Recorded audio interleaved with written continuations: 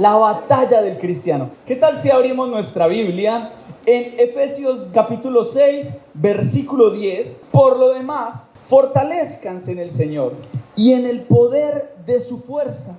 Revístanse con toda la armadura de Dios para que puedan estar firmes contra las insidias del diablo. Como estamos finalizando la carta a los Efesios, es necesario, pero sí volver al contexto del lugar al que Pablo estaba escribiendo. El Éfeso antiguo era una de las ciudades más importantes en el Imperio Romano. Era un centro activo de negocios y de comercio, pero eso hacía que las personas que llegaran allá, cada uno trajera sus creencias. Era una ciudad totalmente sincretista, o sea, una ciudad que no tenía problema con tolerar diferentes religiones y abrazarlas todas al mismo tiempo.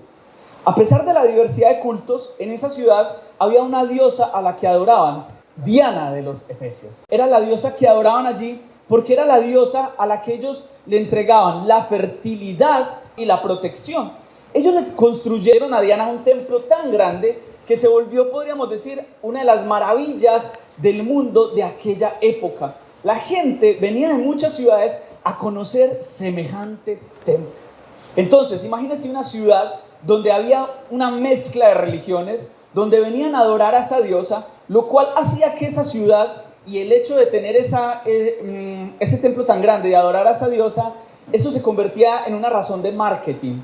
Ahora, con esa mezcla de creencias, los efesios adquirieron una conciencia sobre el mundo espiritual, lo cual los llevó a pensar que así como había muchos dioses con D minúscula, también había muchos demonios que los iban a atormentar. Eso los llevó a los mismos efesios a abrazar una cantidad de ritos supersticiosos, pero aún así ellos vivían en un constante temor. Estamos dando un poquito de contexto de por qué finaliza Pablo hablando de la batalla del cristiano. Ya hablamos de todos los problemas que tenía esta ciudad, pero este era uno que no era menor.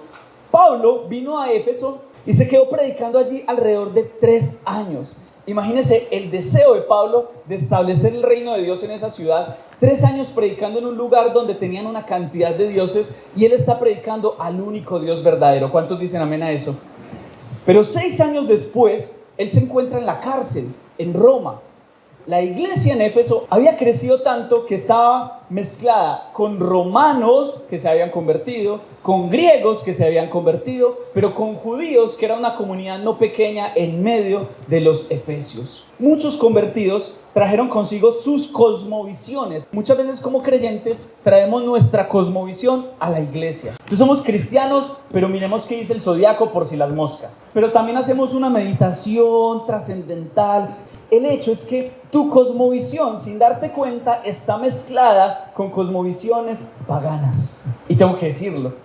Ahora, en medio de todo eso, los creyentes continuaban temiendo a la oscuridad y les costaba dejar su vieja identidad y revestirse de la nueva identidad. Pablo les enseñó la posición de ellos como hijos de Dios. Les habló de la unidad de la iglesia. Les habló de la identidad de la iglesia. Les habló del carácter, pero también les habló de la madurez. Les habló de los dones que tienen como fin edificar la iglesia. Les habló del viejo y del nuevo hombre y les habló de la honra entre los semejantes. Podría haberme saltado alguno de los pasajes. Ahora les está enseñando la realidad de cómo enfrentar ese mundo espiritual a una cantidad de efesios que vivían con miedo a que los espíritus malignos se les metieran en la casa. Yo creo, y lo vamos a aprender, que hay una realidad espiritual. Y yo creo que como hay luz, también hay tinieblas. Pero también he entendido, lo primero que tenemos que hacer es consagrar nuestras vidas. Si tú crees en Jesús, lo que estás haciendo es prendiendo la luz y la oscuridad se tiene que ir. Entonces nosotros como creyentes decimos, no, es que el dueño de esta casa es Jesús. Aquí no caben las tinieblas. Y eso era lo que Pablo le quería enseñar a los efesios. Para eso él los anima primero en el versículo 10, que fue el que leímos, a mantenerse firmes y estar fortalecidos en el Señor. Él hace una analogía de una armadura, cosa que sería muy familiar para ellos, porque ellos continuamente estaban viendo a los soldados romanos con sus armaduras. Entonces él les responde a una pregunta: ¿cómo enfrentamos la realidad de la maldad espiritual? Primero, para poder ir a una batalla necesitamos entender a quién nos estamos enfrentando. Porque mire, el pasaje dice Pero los creyentes deberíamos discernir que la lucha espiritual no es contra personas, es contra un mundo espiritual. Lo espiritual se enfrenta de manera espiritual. Generalmente, el diablo trata de levantarse cuando tú estás a punto de conquistar algo que Dios te va a entregar. Cuando usted dice, estoy en mi mejor momento, mi matrimonio está muy bien, todo está saliendo bien, el diablo dice, ah, sí, y empieza a tratar de levantarse. Entonces Pablo está diciendo, no ignore las maquinaciones del diablo, pero en este primer punto entienda que su batalla no es contra ese hermano de la iglesia. Entienda que su batalla no es contra su esposa. Entienda que su batalla no es con su jefe, no es con sus hermanos, no es con las personas de la iglesia, no es contra el gobierno, no es contra sus compañeros de trabajo. Hay una realidad espiritual. Miren, el mismo Pablo a los Corintios les dice, los únicos que no pueden entender la buena noticia que anunciamos son los que no se salvarán. La buena noticia, o sea el evangelio, nos habla de la grandeza de Cristo. Y Cristo a su vez nos muestra la grandeza de Dios. Ese mensaje brilla como la luz, pero los que no creen no pueden verla porque Satanás no los deja. El diablo cega el entendimiento de aquellos que no creen. Entonces ya entendimos, primero, que no debemos ignorar las maquinaciones del diablo. Segundo, que el diablo está cegando a aquellos que no creen. No nos dejemos cegar por el diablo, porque nosotros hemos decidido creer. Pero lo tercero, respecto a esta batalla directa contra el diablo, entendiendo que él es nuestro enemigo y no las personas, miren lo que dice 1 Pedro 5:8. Sean de un espíritu sobrio, estén alerta, porque su adversario el diablo anda al acecho como león rugiente buscando a quien devorar. Qué bueno que nosotros podamos estar alerta a eso, porque ya entendimos que el diablo tiene maquinaciones, ya entendimos que él cega el corazón de las personas, pero que también él está buscando a quien devorar, él está buscando cómo hacerte caer. Y miren, ¿saben una de las cosas en las que yo he entendido que el enemigo trata de hacernos caer? Ya hablamos de la impureza sexual semanas pasadas, pero otro tema en el que yo veo que el enemigo sabe que nosotros podemos caer por ese lado es con nuestro temperamento. Y ya aprendimos hace semanas pasadas que el problema no es enojarse, el problema es cuando pecas, cuando te enojas. Si ya entendemos que nuestra lucha no es contra mis vecinos, si yo entiendo que hay algo espiritual detrás de todo eso, yo ya aprendí la primera regla para ganar esta batalla espiritual, y es entender a quién me estoy enfrentando. ¿Cuántos dicen amén a eso? Pablo usa una cantidad de términos para referirse a nuestro enemigo. Dice que son principados, potestades, poderes. Aquí lo importante no es qué clase de demonio nos está atacando. Aquí lo importante es discernir que es algo espiritual para responder de acuerdo a la manera espiritual que Jesús quiere que respondamos. Y es entendiendo que Jesús ya venció al enemigo en la cruz. ¿Cuántos dicen amén a eso? Yo quiero dejarles algo claro para ir al segundo punto. Satanás no es lo contrario a Jesús. Satanás está por debajo de Jesús. ¿Saben que así lo aprendimos en Efesios capítulo 1, del 20 al 21? Dice, ese poder que obró en Cristo cuando lo resucitó de entre los muertos y lo sentó a su diestra en los lugares celestiales, muy por encima de todo principado, autoridad, poder, dominio y de todo nombre que se nombra, no solo en este siglo, sino también en el venidero. Si tú ya sabes cuáles son tus áreas débiles, no se las expongas al diablo, ríndeselas a Jesús, y de esa manera tú habrás vencido. Sigamos con el segundo punto. Para poder ir a la batalla es reconociendo nuestros recursos, porque usted se imagina que lo manden a una zona de guerra, ¿cierto? Y que no lo entrenen, que no le den las herramientas, que no le den armas. ¿Cuántos estarían dispuestos a ir allá a una batalla? Dios no es un Dios injusto. Si Dios no sabe que tenemos que enfrentar una batalla, pues Él nos da los recursos. El apóstol introduce una idea tomada de Isaías, quien en su libro describe estos mismos atributos del Mesías. Llevará la justicia como un cinturón y la verdad como ropa interior. Hizo que mis palabras de juicio fueran tan filosas como una espada, y me ha escondido bajo la sombra de su mano. Soy como una flecha afilada en su aljaba. Se puso la justicia como coraza y se colocó en la cabeza el casco de salvación. Se vistió con una túnica de venganza y se envolvió en un manto de pasión divina. Ahora leamos los versículos 14 al 17 de Efesios. Dice, estén pues firmes, ceñida su cintura con la verdad, revestidos con la coraza de la justicia y calzados los pies con la preparación para anunciar el evangelio de la paz. Sobre todo, tomen el escudo de la fe con el que pueden apagar los dardos del enemigo Tomen también el casco de la salvación y la espada del Espíritu, que es la palabra de Dios. Pablo está diciendo, los atributos que tiene el Mesías, que menciona Isaías, los debe tener la iglesia, la cual es el cuerpo de Cristo. Veamos cuáles son los componentes de la armadura de Dios para nosotros los cristianos. Lo primero es el cinturón de la verdad. La túnica del soldado siempre se sujetaba con un cinto que colgaba y que le daba libertad en sus movimientos. El cinturón era parte esencial de su vestimenta. Pero imagínense que los soldados, el cinturón le daba seguridad porque le ayudaba a sostener el resto de la armadura. La verdad para nosotros como creyentes nos ayuda a sostenernos en el resto de nuestras creencias. El cinto de la verdad para nosotros como creyentes es la palabra de Dios. Lo segundo es la coraza de justicia. Cubre el pectoral, la espalda y los órganos vitales.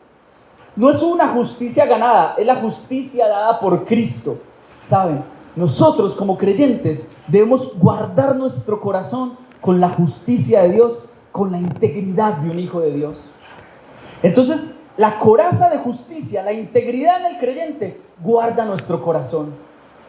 Lo tercero es el calzado del evangelio, dice allí el pasaje. Tener puesto el calzado significaba su disposición para la marcha, pero aquí el calzado es la disposición para predicar el evangelio. Yo no sé cuántos cristianos les ha pasado que llega alguien y les dice, ay, venga, usted le puede hablar del amor de Jesús a esta persona. Y usted, ay, no, hoy no, estoy cansado, vaya el domingo a la iglesia. Pero yo les quiero decir, nuestra tarea es ponernos el calzado del evangelio. Seguimos, el escudo de la fe. La fe se convierte en un arma defensiva, pero los escudos que hacían en aquel entonces, ellos los revestían de doble madera, porque las flechas que usaban les echaban brea y luego las incendiaban en momentos de guerra, pero los escudos que usaban, de los que está hablando Pablo, eran escudos que cubrían todo el cuerpo del guerrero. Entonces, si ellos ponían ese escudo, esos dardos del enemigo se apagaban.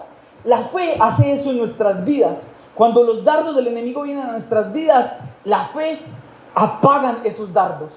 Cuando usamos la fe como un escudo, estamos a salvo de las tentaciones que tratan de desviarnos de nuestro caminar con Dios. Pero luego usa otra analogía y dice el casco de la salvación. El yelmo de la salvación nos protege contra el desánimo, contra el deseo de rendirnos, dándonos esperanza. El casco de la salvación protege nuestros pensamientos. La salvación no es algo que pasó, es algo que también sigue sucediendo. Pero luego dice, la espada de la palabra de Dios. La espada de la palabra de Dios es la revelación que Dios ha dado de sí mismo. Básicamente lo que llamamos las sagradas escrituras. Hebreos 4:12 dice que ella es como una espada de doble filo, que es el único elemento de ataque, la palabra de Dios. Miren, en el Antiguo Testamento la gente decía, así dice el Señor. Pero a partir del Nuevo Testamento, los creyentes y el mismo Jesús dice, escrito está. ¿Saben lo que nosotros deberíamos decir? La palabra de Dios dice. Y esa es la manera en la que nosotros podemos atacar las situaciones que el enemigo levanta en contra de nosotros, con la palabra de Dios. Con esto cerraríamos todos los elementos de la armadura de Dios. Entonces, haciendo un pequeño recorderis, lo primero, para enfrentar la realidad del mundo espiritual, es entendiendo contra quién es nuestra lucha. No es contra personas, es contra entes espirituales. Pero lo segundo es entendiendo las herramientas que Dios nos ha dado. Pero lo tercero, para que podamos orar, es precisamente esto: orando en todo tiempo. Versículos 18 y 20 dice, con toda oración y súplica, oren en todo tiempo en el Espíritu. Así velen con toda perseverancia y súplica por todos los santos.